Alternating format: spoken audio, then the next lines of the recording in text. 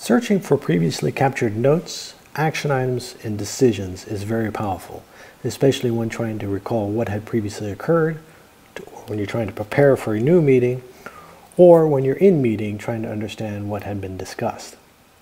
So let's go ahead and take a look at how you can conduct searches both outside of a meeting and in a meeting.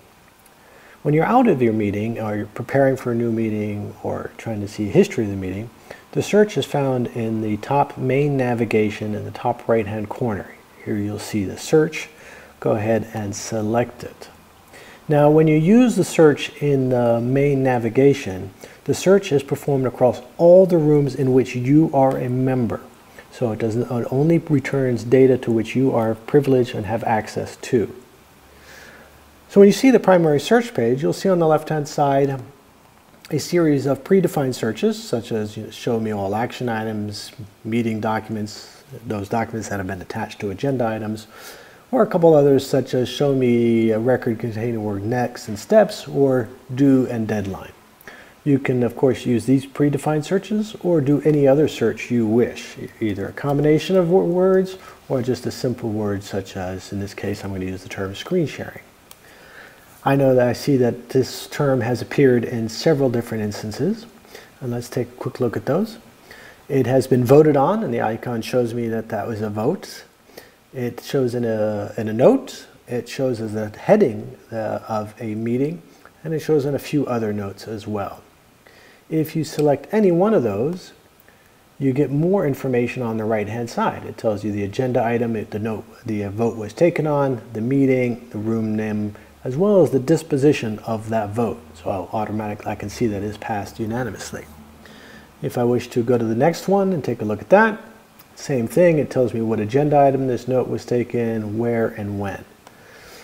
And you can keep going. In this case, if I'm looking at the note, it's the meeting itself in which it was in the title. I can either jump to the meeting, the room, or I can download the minutes directly. So as you can see, very powerful means to find anything that had occurred previously and go directly to that item. If your search returns a lot of relevant data, you can filter the search returns on the left-hand side, either by result type, in this case either meeting notes, of which there are 4, or I can go back and show all, or by the meeting date, or by which room it was in. So again, very powerful means of searching for previous data and then further refining those searches if necessary. So that's search when in the main navigation. Now let's go ahead and take a look at how search works within the meeting itself. Once you're in meeting, to access search, go ahead and navigate to the Past Meetings tab, which you'll see next to both the transcript and the agenda.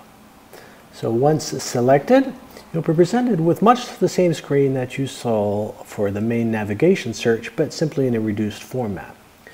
Now, when you're searching in meeting, the search only occurs across the data within that meeting room in which the meeting is being held. It does not search other meeting rooms.